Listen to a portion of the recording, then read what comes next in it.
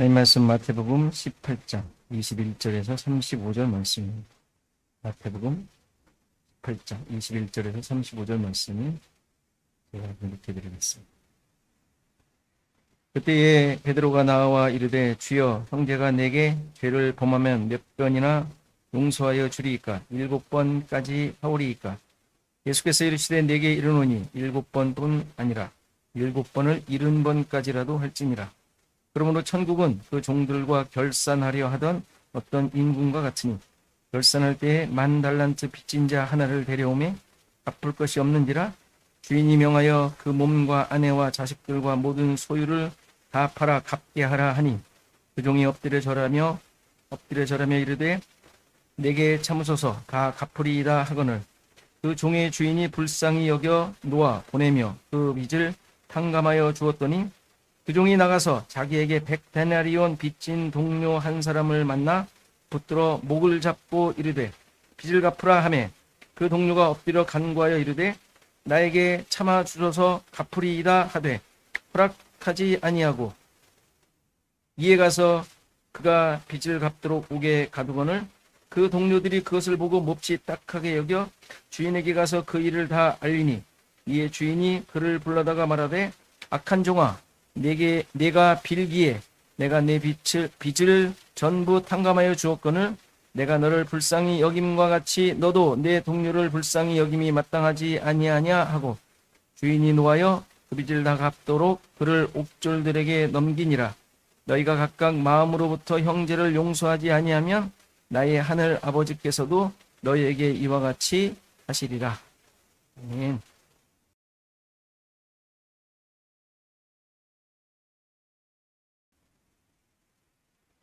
자, 오늘 비유 또 너무 잘하는 비유죠. 솔직히 크게 설명할 필요가 없는 내용인데 이거는 제가 아무리 뒤져봐도 천국에 대한 비유를 제가 마태복음에서 먼저 하려고 후기에 지금 순서를 했지 굳이 안 해도 되는 비유였다라는 생각이 드는데 그래도 다시 한번 여러분들에게 강조하고 싶고 여러분들의 자신을 한번 되돌아봤으면 하는 마음에 일부러 또 잡았어요.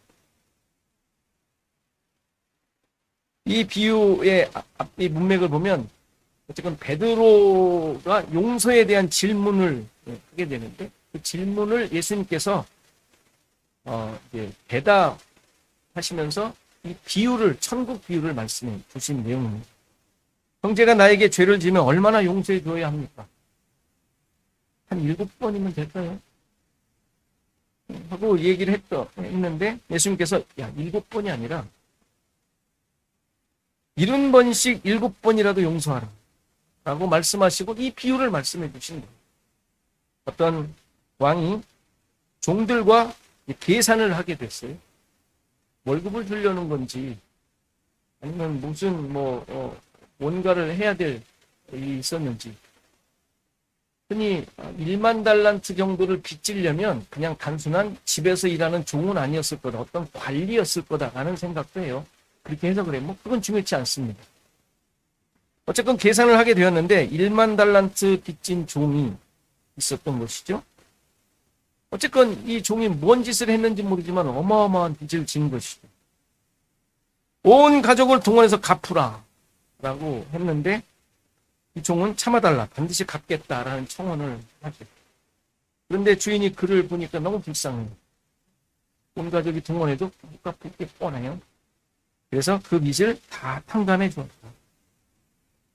문제는 이 종이 나가다가 자기에게 100데나리온 빚진 동료예요. 같은 종, 같은 뿔에 있는 동료를 만나자 목을 잡고 붙잡고 목을 잡았다. 목을 조르는 거예요. 막 그 표현이 그래요.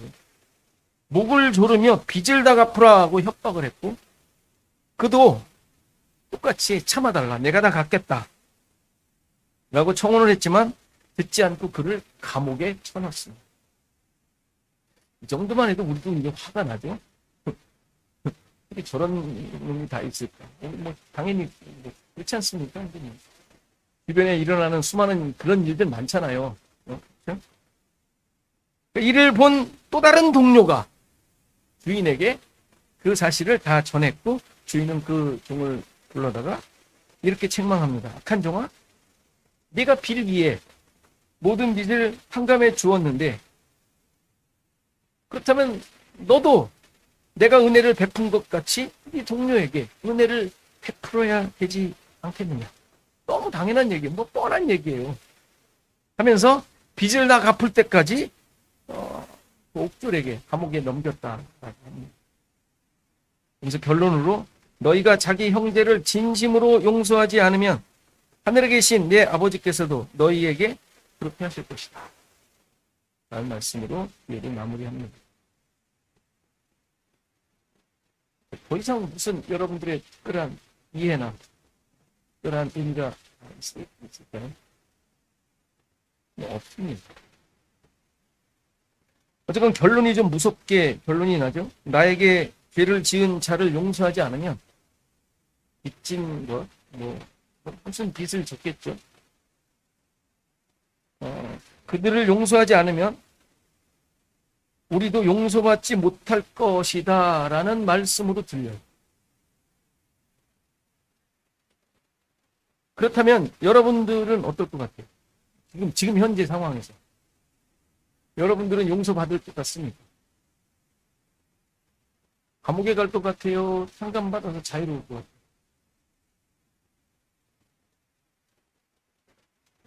베드로의 질문에 대한 예수님의 답변처럼 여러분들 얼마나 형제들의 죄를 용서하실 수 있습니까? 얼마나? 정말 하실 수 있습니까?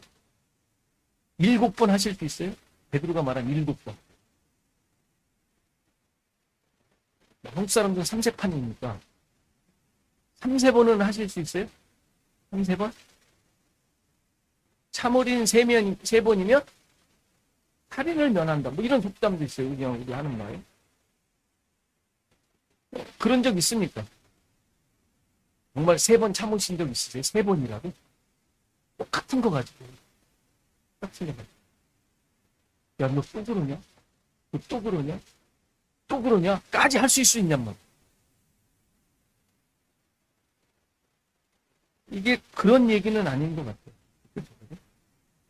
우리의 인내심을 아니면 참고 넘겨줄 수 있는, 봐줄 수 있는 것을 이렇게 독려하는, 그렇게 해야지.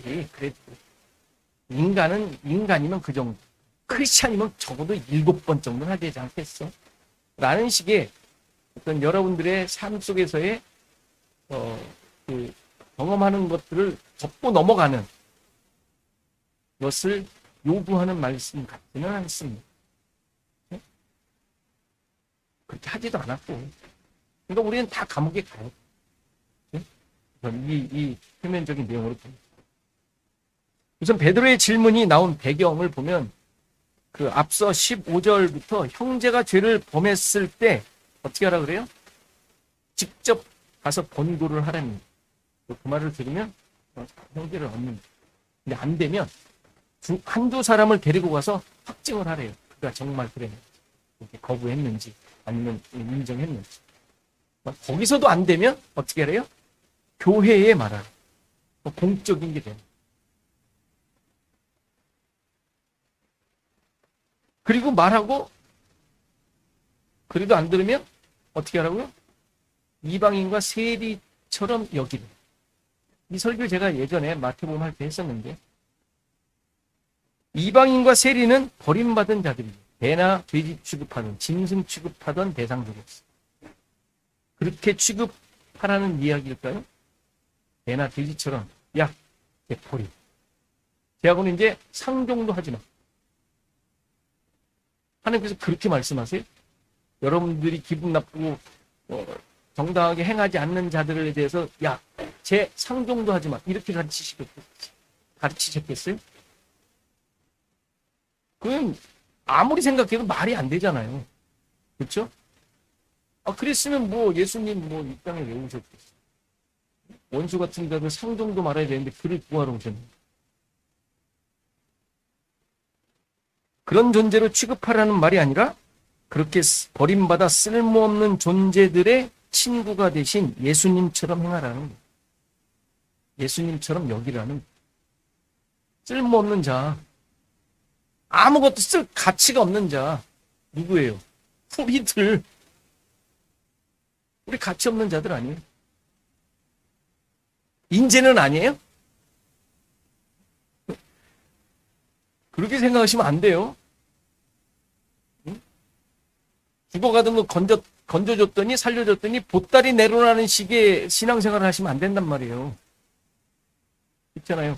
속담으로도 이해가 안 가는 건데 우리는 그러고 있잖아요, 지금. 죽어가던 거 살려놨더니 하나님한테 나 잘 되게 해달래.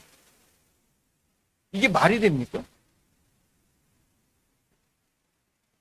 이건 아니잖아요. 그거는 아니잖아요. 그러니까 그런 식의 가르침은 성경에 없답니다. 그러니까 이 말은 뭐냐면 앞에서 가서 따져서 이거가 이렇고 저렇고 해서 들으면 친구를 얻는데 형제를 얻고 안 되면 두세 사람 데리고 가래요. 또 따지는 거예요. 정확하게 증인을 세우는 것이죠. 이게 뭐예요? 그게 바로 율법적 정죄를 하고 있는 거예요. 율법적 정죄에 멈추지 말고 은혜와 사랑으로 대할 것을 요구하시는 이 이야기란 말이에요. 앞에서 용서에 대한 이야기다. 이해되시죠? 우리는 다 율법적 정죄를 좋아해.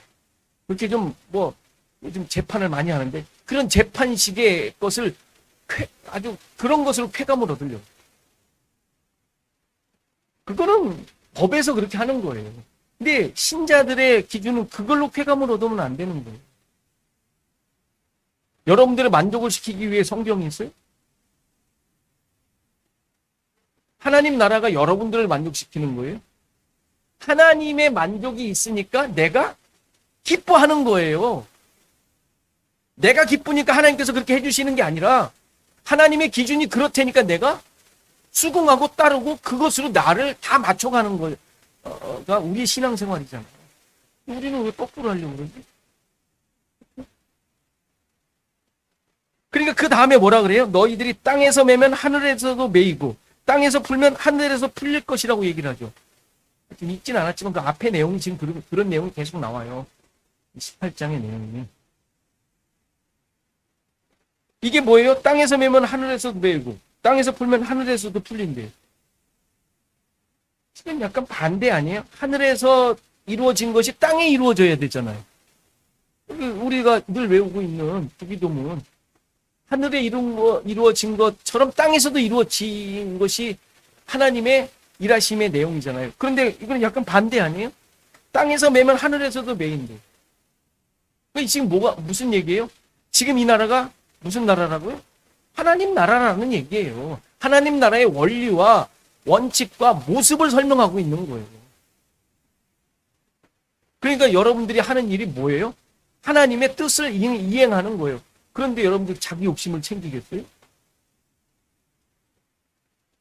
은혜와 사랑으로 대할 것, 율법적 정죄로 살지 말고 그런 기준이 아니라 은혜와 사랑, 긍휼 이걸로 사는 모습, 그게 땅에서 매면 하늘에서도 매이는 하나님 나라를 살고 있는 모습이란 말. 그 원리를 얘기하고 있는 거란 말.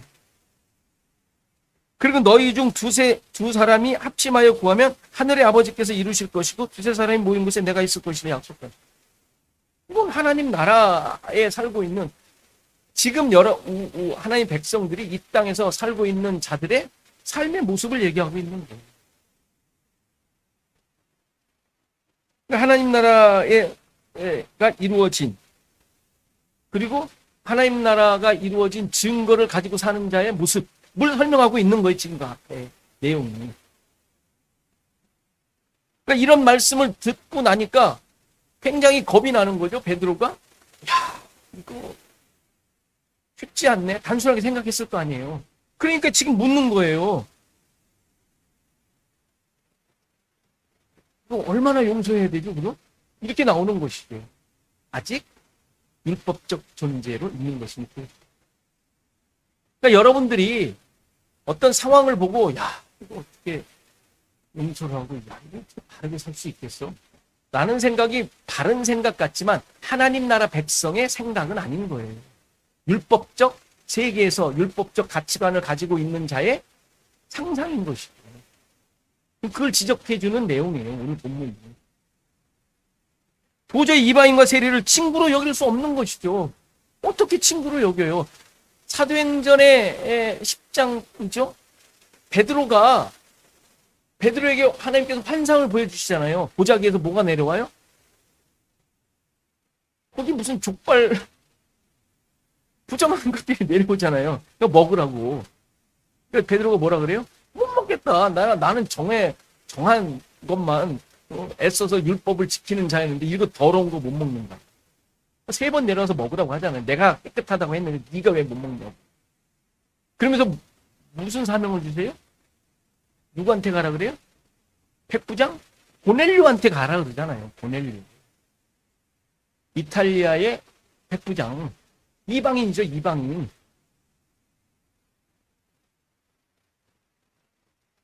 그때까지도 사도행전에 가서 지금 한참 성령의 역사가 일어나고 있는 그 상황 속에서도 베드로는 율법적 기준을 가지고 신앙생활하고 있었어요. 놀랍지 않아요? 성령을 받았다며. 기다리다. 우리의 모습 그대로 보여주고 있는 거예요.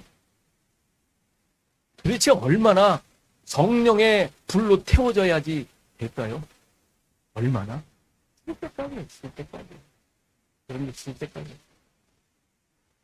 평생 그렇게 성령의 인침을 받으며 살아야 돼.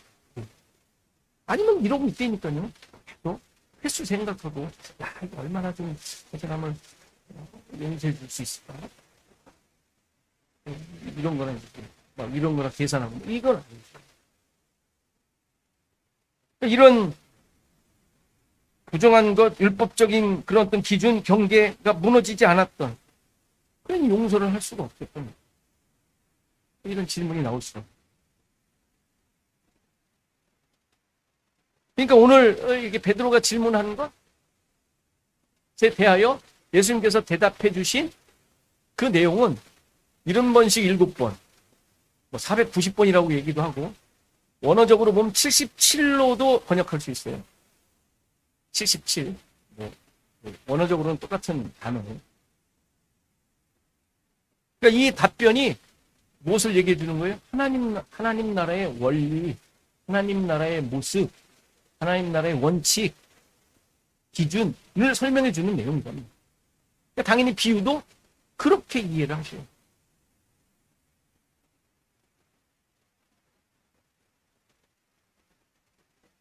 그러니까 베드로와 예수님의 주고받은 질문의 내용에 대해 도저히 할 수 없는 용서에 대한 대화가 아니라 하나님께서 완성해 주신 하나님 나라를 약속해 주시고 성취하신 그 언약의 관점으로 보셔야 돼요. 그 언약을 확인시켜 주시는 말씀으로 이해하셔야 돼요. 7번 또는 70의 7번 이것은 횟수를 의미하는 것이 아니죠. 그렇다고 무한한 용서를 의미하는 것도 아니에요. 무한히 용서할 수 있어요? 7번도 못하겠는데? 3재판도 못하는데? 이런 거는 어떤 그 무한한 용서를 해야 된다, 하라라고 말씀해 주시는 것도 아니에요. 만일에 그렇게 이해를 한다면 그 용서는 누가 하시는 거예요? 하나님이 하실 수 있는 용서예요. 대화의 의미를 이제 이 비유가 잘 설명해 주고 있는데, 종들과 결산하는 어느 임금과 같다고 합니다. 여기서 결산을 의미하는 단어는 청산하다라는 의미가 있어요. 청산.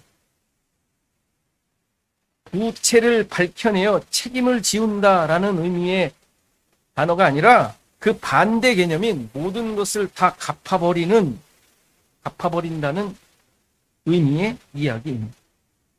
그래서 천국이 바로 결산하는 임금이라고 지금 얘기하고 있는 겁니다. 자, 1만 달란트 빚진 종이 탕감을 받습니다. 이에 자기에게 100데나리온 빚진 동료를 오구에 가두게 되는데, 아까 말씀드렸지만 참 어이가 없는 일이죠. 일단은 화도 나고 어떻게 저런 놈이 있을 수 있을까 하는 생각이 듭니다. 어떻게 그 동료를 100데나리온을 빚졌다고 옥에 가둘 수 있는 거예요. 자기는 10,000달란트나 상감을 받았는 거예요. 만 달란트와 100데나리온의 차이가 얼마인지 아세요? 10,000달란트는 20만 년치 연봉, 20만 년. 숫자적으로 계산하면 한 데나리온이 하루 품삯이래요. 그럼 1년이면 300데나리온 되잖아요. 360을 일하는 건 아니니까. 300데나리온을 치면 그럼 1달란트가 6,000데나리온이에요. 그럼 1달란트가 몇 년치 연봉이에요? 금방 계산이 안 돼요. 1년에 300데나리온. 6,000데나리온이면 20년치.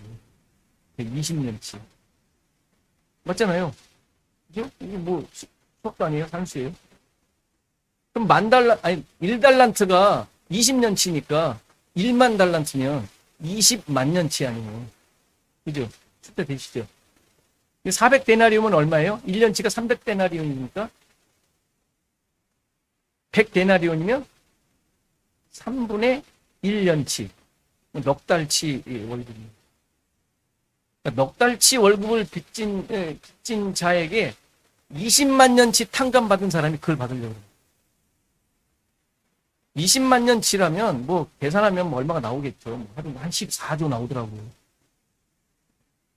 원으로 따지니까 대충.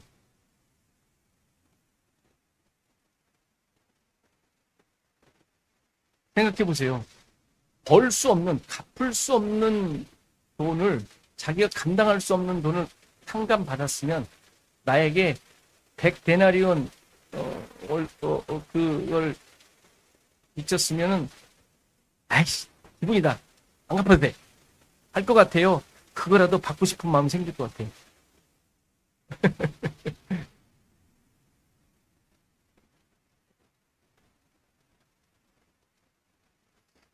왜 그런 마음이 들죠? 그걸 좀 받고 싶다라는 생각이 왜 들지? 이 사람의 마음이 그렇죠?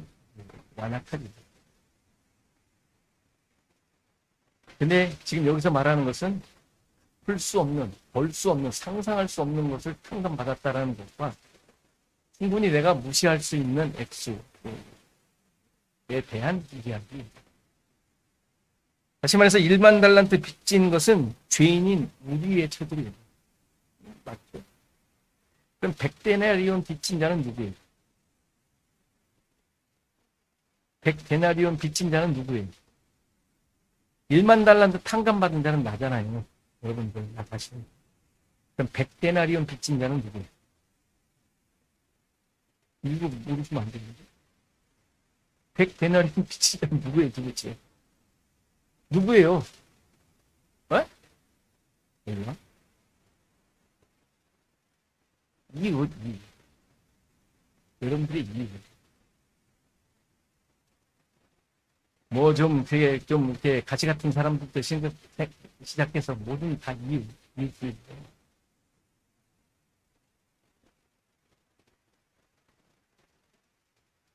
무슨 얘기예요? 너무 간단하죠?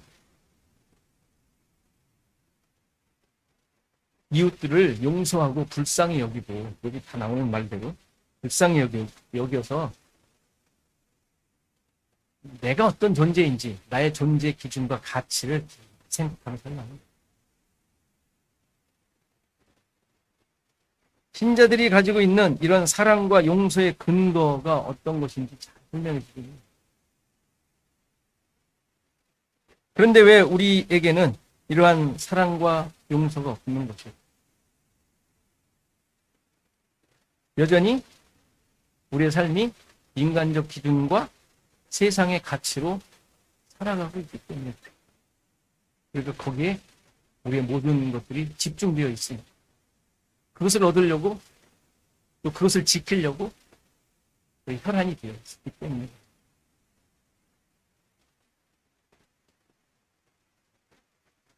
남을 향한 나의 마음이 어떻게 세워져 있어요? 이웃을 향한 나의 마음이 어떻게 세워져 있어요? 나에게 어떻게 했는지. 세워져 있어. 나한테 잘해주면 그렇죠? 더 잘해주게 돼. 중요한 건 나에게 잘해주세요. 내가 또 이 정도 했으면 저 사람은 그 정도 해줘야 된다라는 것으로 생각하고 있어. 안 잃어버려.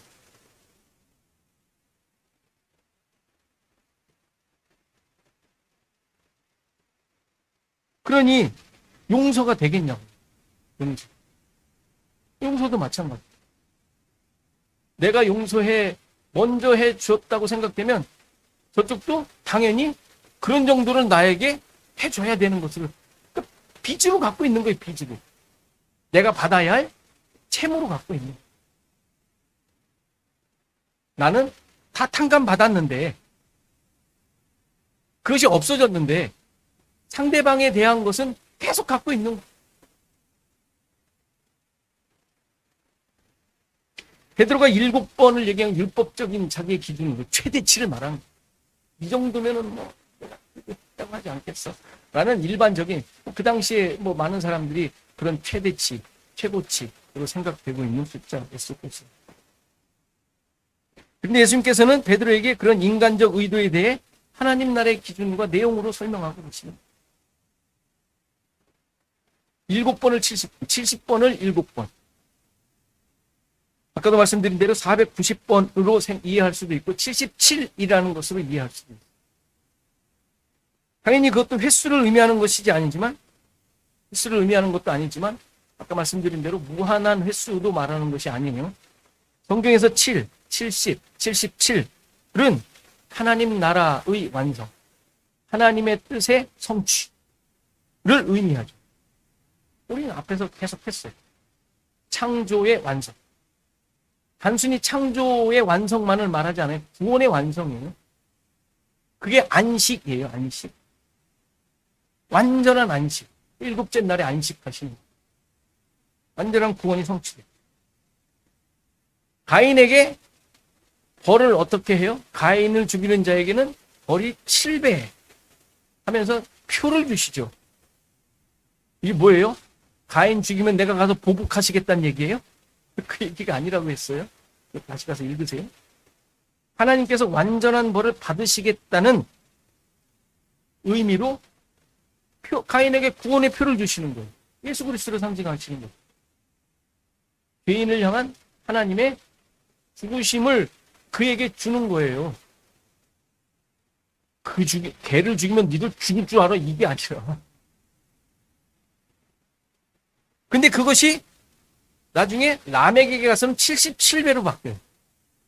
이것도 아주 4장이라 제가 설교를 안 했었는데 이것도 라멕의 어떤 교만이나 그 얘기 아니라 그런 자들을 향한 하나님의 온전한 구원의 성취를 말씀해 주시는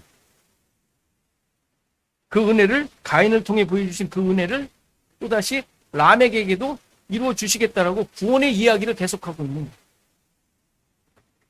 다니엘서를 보면 71회라고 나옵니다. 71회. 2회를 마치 단위로 생각하는데 7이라는 뜻이에요. 그러니까 77을 말하는 거예요. 70의 7로 생각할 수도 있고 이건 뭐 해석하는 것에 따라서 다르게 하는데 이게 70과 7이라는 말. 여기서도 그 71회에 대한 예언을 할 때 이스라엘의 죄가 완전히 용서받고 영원한 의가 드러나는 종말의 때, 종말적 구원의 때를 의미하는 거로 71회라고 얘기해요. 77을 얘기를 합니다. 애굽에 이른 야곱의 가족의 수가 몇 명? 70명.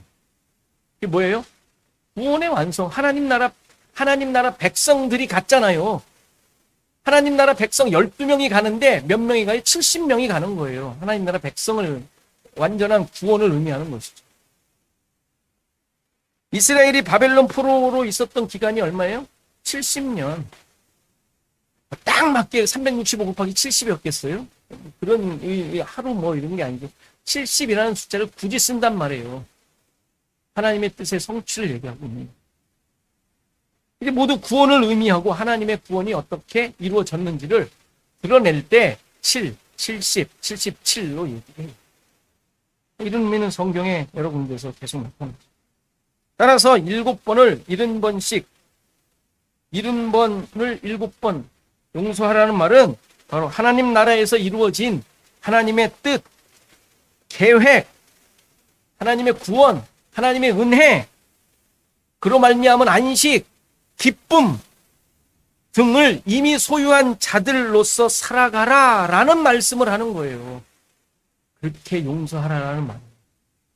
그 정도로 니들이 무한정 용서해라라는 말이 아니라 어떻게 해요? 한 번도 하지, 한 번 하기도 쉽지 않은데. 그렇게 이루어진 나라에서 그러한 것을 가지고 있는 자로 살아가라라는 얘기예요. 그런 존재라고 계속 우리 자신이 깨닫고 고백하라는 얘기예요. 따라서 여기에서는 절대 베드로가 생각했던 어떤 그 근사치 내지는 무슨 계산, 판단 이런 거 하지 말라는 거예요. 아, 그 사람은 나에게 어떻게 했었지. 끄집어내 그 10년 전 얘기를. 10년 전에 있었던 사건을 끄집어내가지고 내 쟤하고는 도저히 못하겠어. 이러지 말라는 거예요. 제발.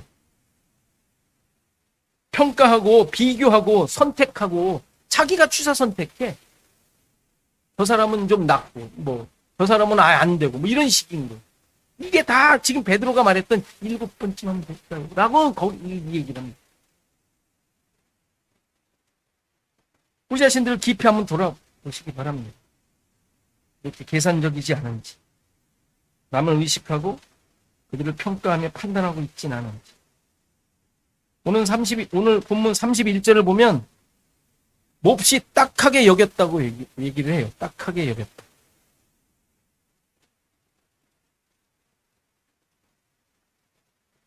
근데 이 딱하게 여겼다라는 말은 아주 부드럽게 번역한 거예요. 원래는 고통하게 하다, 고통을 가하다, 화나게 하다, 기분 상하게 하다, 슬프게 하다라는 동사예요.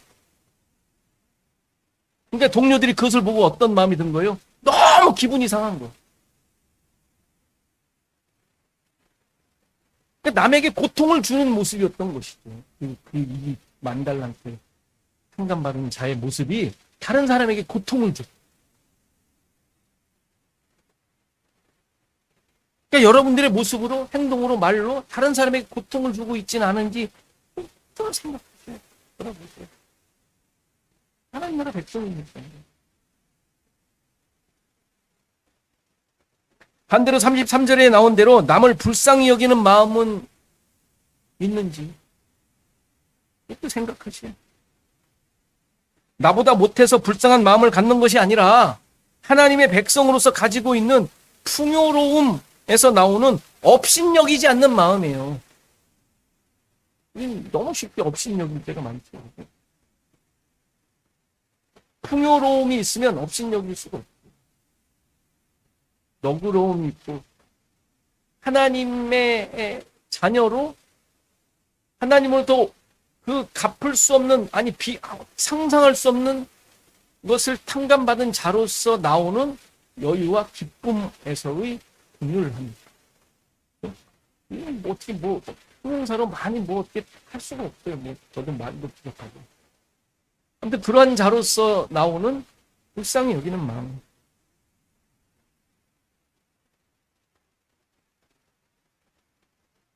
하나님 나라에 사는 신자의 모습은 책임감이나 의무적으로 용서하는 자가 아니라 죽어야 할 죄인, 가치 없던 자에게 하나님 나라의 백성으로 만드시고 하나님의 다스림을 받는 자로, 또 온전한 용서를 받은 자로서 하나님의 구원이 성취된 자로 살게 됨으로 자연스럽게 일어나는 모습을 용서라고 합니다.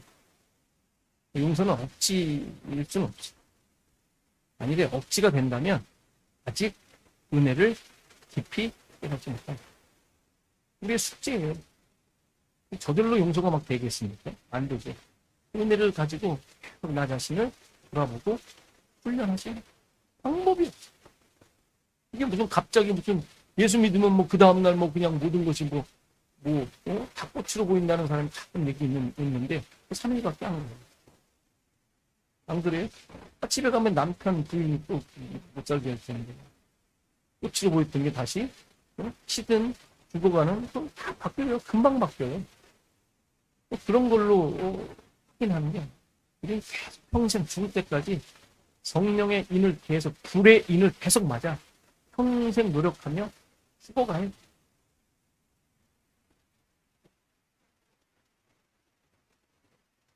아직 용서가 안 된다는 생각이 들거나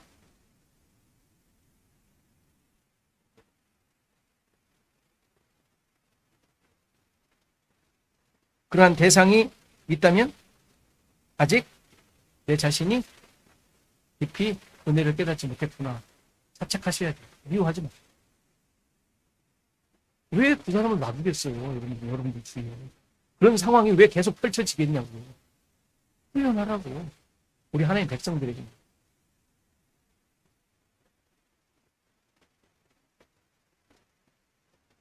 아직도 여러 가지 계산을 하고 있는 모습. 보시라는 율법적으로 살고 있구나. 계속 자신을 부서뜨리라는. 당연히 계속 우리는 은혜를 구해야 할 것입니다. 34절에 보면 옥졸에게 넘겼다라고 하는 단어가 나오는데 거기서 옥졸이라는 단어는 고문하다, 고통을 주다, 시금석으로 시험하다 라는 동사에서 나온 명사. 그러니까 감옥이나 지옥으로 보낸다는 말이 아니에요.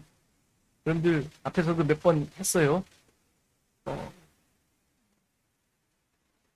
그냥 저곳에 불로 태우겠다라는 말이 지옥으로 보내는 것이 아니라고 분명히 말씀드렸어요. 천국은 그런 것이 아니에요. 이것도 옥졸에게 맡겼다, 거기로 건네줬다라는 말은 그를 계속 하나님께서 시험하는 곳으로 훈련시키신다라는 뜻이에요. 왜요? 계속 훈련시키셔서 그를 성금으로 만드셔야 됩니다. 함부로 막 그냥 저 사람 저거 지옥에나 가겠지. 대놓고는 얘기 안 해도 천국 갈 수 있겠어? 이런 식의 판단을 하면 안 된다. 하나님께서 나를 향하여 훈련시키고 계신 상황이며 도구들입니다.